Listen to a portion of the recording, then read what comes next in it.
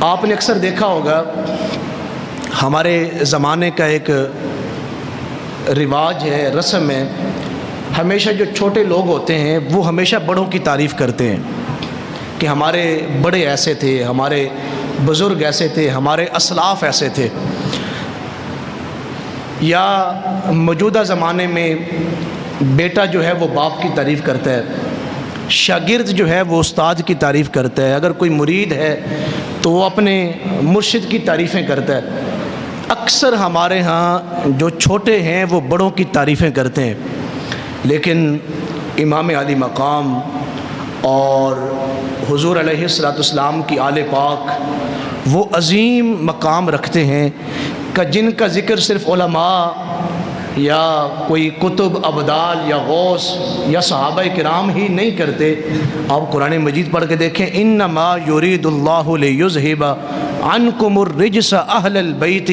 ویطہرکم تطہیرا۔ یہ اتنی عظمت والی ہستیاں ہیں کہ خود اللہ بھی ان کی تعریف کر رہا ہے۔ قرآن مجید میں اللہ نے ان کے مقام کو، ان کے مرتبے کو بیان فرمایا ہے۔ اور قرآن مجید میں اکثر ہمارے ہاں لوگ احکامات کو پڑھتے ہیں، وَأَقِيمُوا الصَّلَاةَ، کہ جی بس نماز کا حکم ہے تو سارے لوگ نماز کی طرف ہی لگ جائیں، بس نماز کے علاوہ کچھ کسی اور معاملے کی طرف توجہ کی ضرورت نہیں۔ وَآتَ الزَّكَاةَ، زکوٰۃ کا حکم ہے، حج کا حکم ہے، عمرے کا حکم ہے، صدقات و خیرات کے احکامات ہیں، اور دیگر اسلام نے سود سے بچنے کے احکامات، رشوت سے بچنے کے احکامات، اور ظلم، چغل خوری، غیبت، ان تمام چیزوں سے بچنے کے احکامات اللہ تعالیٰ نے قرآن مجید میں بیان فرمائے۔ جہاں اللہ تعالیٰ نے عبادات کا ذکر کیا کہ میرے بندوں میری یہ بھی عبادت کریں، آپ میری یہ بھی عبادت کریں، میری یہ بھی عبادت کریں، یہ بھی فرض پورا کریں، یہ بھی واجب پورا کریں، وہیں پر اللہ تعالیٰ نے قرآن مجید میں قُلْ لَا أَسْأَلُكُمْ عَلَيْهِ أَجْرًا إِلَّا الْمَوَدَّةَ فِي الْقُرْبَى، جہاں اللہ تعالیٰ نے جس کتاب میں نماز پڑھنے، زکوٰۃ دینے اور حج کرنے کا حکم ارشاد فرمایا اور روزے رکھنے کا حکم ارشاد فرمایا، اللہ تعالیٰ نے اسی قرآن میں حضور کی اہل بیت سے محبت کرنے کا بھی حکم ارشاد فرمایا کہ آپ میرے نبی کی اہل بیت سے محبت بھی کریں۔ یہ حکم ہے اللہ تعالیٰ کا۔ اور جیسے میں نے پچھلے جمعۃ المبارک میں اس سے ملتی جلتی حدیث مبارکہ پیش کی تھی، آقا کریم علیہ السلام نے فرمایا کہ جس کو موت اس حال میں آئی کہ اس کے دل میں حضور کی آل کی محبت تھی، میرے خاندان کی، میرے اہل بیت کی محبت تھی اس کے دل میں، اور اسے موت آ گئی، تو وہ قیامت والے دن اللہ تعالیٰ اس شخص کو جس نے موت اس حال میں پائی کہ اس کے دل میں حضور کی آل کی محبت تھی، وہ قیامت والے دن جب اٹھے گا تو اللہ اسے شہیدوں کی صف میں کھڑا فرمائے گا۔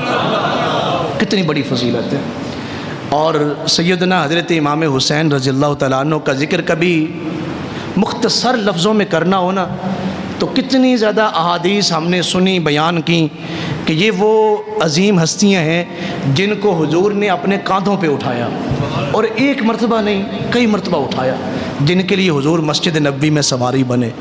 اور جن کے لیے، اور آپ کو میں روایات بتاؤں تو آپ حیران ہو جائیں گے۔ یہ مبارک زلفیں تو حضور نے پکڑائی ہیں ایک موقع پہ ان شہزادوں کو کہ آپ میری پشت پہ سوار ہوں اور میری مبارک زلفیں پکڑیں، اور پھر مجھے جیسے سوارے چلاتے ہیں بچے لگام بنا کے دیں۔ بعض روایات میں آقا کریم علیہ السلام نے اپنے مبارک دانتوں میں کپڑا ڈالا اور کپڑا ڈال کے امام حسین کے ہاتھوں میں دیا کہ آپ چلائیں۔ تو آپ اندازہ کر سکتے ہیں کہ کتنی محبت ہوگی۔ امام حسین رضی اللہ تعالیٰ عنہ کا سر انور یہ بڑا مشہور واقعہ ہے کہ جب یزید کے دربار میں لایا گیا ایک تشتری میں رکھ کے، اور اس بدبخت نے جب ایک چھڑی اٹھائی اور وہ چھڑی سے حضرت امام حسین رضی اللہ تعالیٰ عنہ کے مبارک ہونٹوں کے ساتھ مذاق کرنے لگا کہ چھڑی سے اس نے مبارک ہونٹوں کو چھیڑا۔ جب یہ حرکت اس نے کی تو وہاں ایک ضعیف العمر صحابی رسول بیٹھے ہوئے تھے، تو انہوں نے وہ سوٹی کا سہارا لیا اور اٹھ کے کھڑے ہو گئے، کہا یزید اس سوٹی کو خدا کے لیے پیچھے کر لے، یہ وہ ہونٹ ہیں جن کو میں نے کئی مرتبہ حضور کو بوسہ لیتے ہوئے دیکھا ہے۔ تم کیا سمجھتا ہے کہ یہ کوئی معمولی ہونٹ ہے؟ تو آپ اندازہ کر سکتے ہیں کہ امام حسین رضی اللہ تعالیٰ عنہ حضور کے مبارک کاندھوں پہ ایک مرتبہ نہیں کئی بار سوار ہوئے، ایک لمحے کے لیے میں آپ کی توجہ چاہوں گا، جو بچہ حضور کے کاندھوں پہ بیٹھا ہے وہ بلند کتنا ہوگا؟ آپ کو بات سمجھ نہیں آئی؟ سیاستہ میں حدیث مبارکہ ہے، میرے آقا کریم نماز پڑھا رہے ہیں مسجد نبوی میں، دوران نماز میرے آقا کریم نے اپنی ایک ٹانگ مبارک جو ہے آگے کی طرف بڑھائی، اور پھر حضور نے ایک ہاتھ بھی آگے کی طرف بڑھایا، آسمان کی طرف بلند کیا، پھر آقا کریم علیہ السلام نے مبارک ہاتھ نیچے کیا اور مبارک ٹانگ پیچھے کر لی۔ تو صحابہ کرام نے پوچھا یا رسول اللہ صلی اللہ علیہ وسلم، ہم نے نماز میں خلاف عادت معاملہ دیکھا کہ ایک قدم آپ آگے اٹھا رہے ہیں،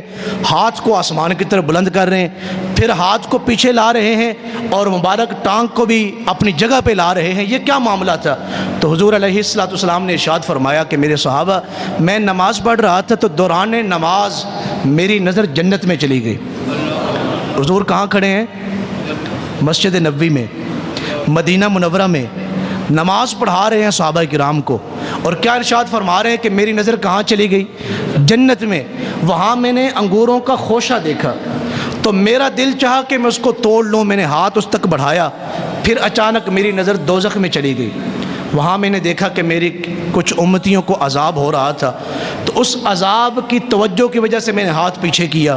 اور مبارک ٹانگ پیچھے کی، اور میں نے اس خوشے کو نہیں توڑا۔ صحابہ اگر میں وہ توڑ کے لے آتا، تم قیامت تک کھاتے رہتے، وہ کبھی ختم ہی نہ ہوتا۔ یہ حدیث شریف کے لفظ ہے۔ جو پیارے محبوب علیہ السلام، حضرت ابراہیم نے صرف ایک پتھر پہ پیر رکھا، پتھر پہ، تو اللہ تعالیٰ نے حضرت ابراہیم سے فرمایا کہ پیارے ابراہیم، تم نے پتھر پہ پیر رکھا ہے تو بتائیں تمہاری کیا صورتحال ہے؟ تو حضرت ابراہیم نے فرمایا یا اللہ، میں تو تمہارے عرش تک دیکھ رہا ہوں۔ تو آپ اندازہ کر سکتے ہیں کہ جو نبی مصلی پہ کھڑے ہیں، مدینہ منورہ میں ہیں، مسجد نبوی شریف میں ہیں، وہ یہاں پہ کھڑے ہو کے ہاتھ کو اٹھائیں تو ان کا ہاتھ جنت تک پہنچ رہا ہے، تو جو شہزادے ان کے کاندھوں پہ بیٹھے ہیں وہ کتنے بلند مقام پہ بیٹھے ہوئے، وہ کتنی عظیم مقام پر بیٹھے ہوئے ہیں۔